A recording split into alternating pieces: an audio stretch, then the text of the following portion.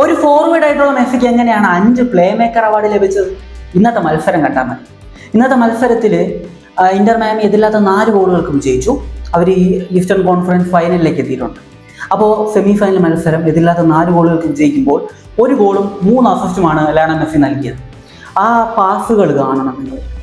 അതായത് തളുകയിൽ വെച്ച് കൊടുക്കുക എന്ന് പറയത്തില്ലേ, അതുപോലത്തെ പാസുകളാണ്. കണ്ണും പൂട്ടി ഓടുക, ബോൾ കാലി വരും, അത്രേ ഉള്ളൂ. ആ രീതിയിലെ പാസുകളാണ് മെസ്സി ചെയ്തിട്ടുള്ളത്.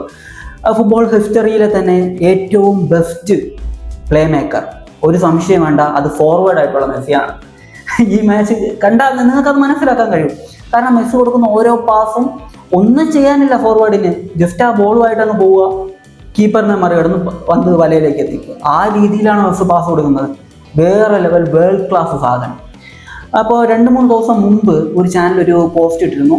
4 ഗോൾ കോൺട്രിബ്യൂഷൻ കൂടെ നൽകി കഴിഞ്ഞാൽ 1300 ഗോൾ കോൺട്രിബ്യൂഷൻ എന്നൊരു വലിയ നേട്ടത്തിലേക്ക് ലയണൽ മെസ്സി എത്തും. ഫുട്ബോൾ ചരിത്രത്തിൽ ആരും നേടാത്ത ഒരു നേട്ടമാണത്. അപ്പോൾ അതിൻ്റെ താഴെ അവർ ക്യാപ്ഷൻ ആയിട്ട് കൊടുത്തിരുന്നു 2-3 മാച്ചിൽ നിന്ന് മെസ്സി ഇത് നേടുമെന്നതായിരുന്നു. 2-3 മാച്ച്. മെസ്സിക്ക് ഒരൊറ്റ മാച്ച് മതി, മെസ്സി അത് നേടി. ഒരൊറ്റ match 4 goal contribution, 1300 goal contribution എന്ന ഫുട്ബോൾ ഹിസ്റ്ററിയിൽ തന്നെ ആർക്കും എത്തിപ്പിടിക്കാൻ പറ്റാത്തൊരു നേട്ടം.